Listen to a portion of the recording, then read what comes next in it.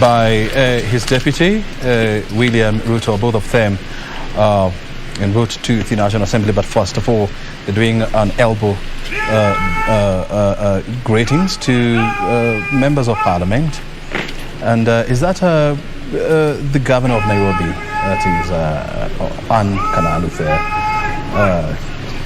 various members of parliament, both from both the two houses, before finally he can make his way into the house to deliver the much expected State of the Nation address. And before we got there, there was something that you were touching about corruption. And of course, there are a number of corruption scandals that still remain unresolved. For example, the Kimwarel, the Rio Olympic scandal, so many of them.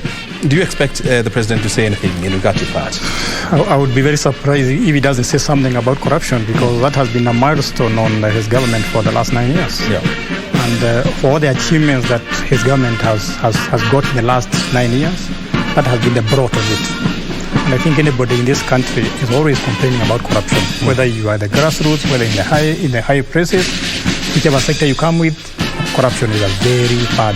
It has given this country a very bad image.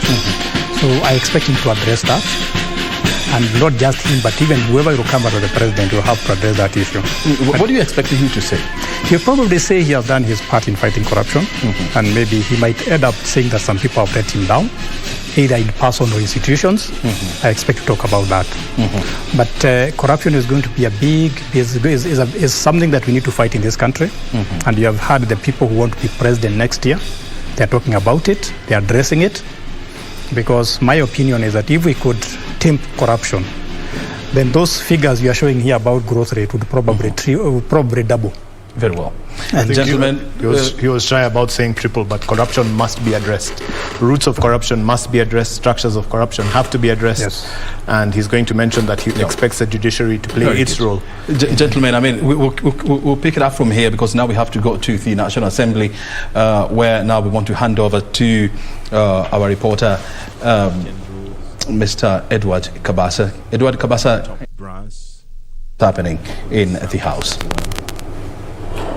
Making their way to the gallery, which is situated just above the sitting or the chamber.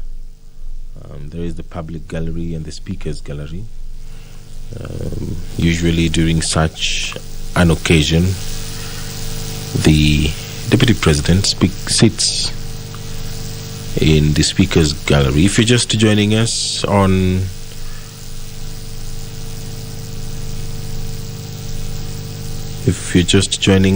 this is a special sitting, a joint sitting of the 12th Parliament, where the President will address a joint sitting of Parliament this afternoon. The President, pursuant to Article 132 of the Constitution, will report to the nation on the measures taken and the progress achieved in the realization of the national values, among them patriotism, national unity, sharing and devolution of power, the rule of law, democracy, and participation of the people, human dignity, equity, social justice, inclusiveness, equality, human rights, non-discrimination and protection of the marginalized, good governance, integrity, transparency, and accountability, and sustainable development. The President will then publish in the Gazette the details of the measures and progress of the realization of the values, and submit a report for debate to the National Assembly on the progress made in fulfilling the international obligations of the Republic. This will be the 8th address by the President of Kenya, President Uhuru Kenyatta.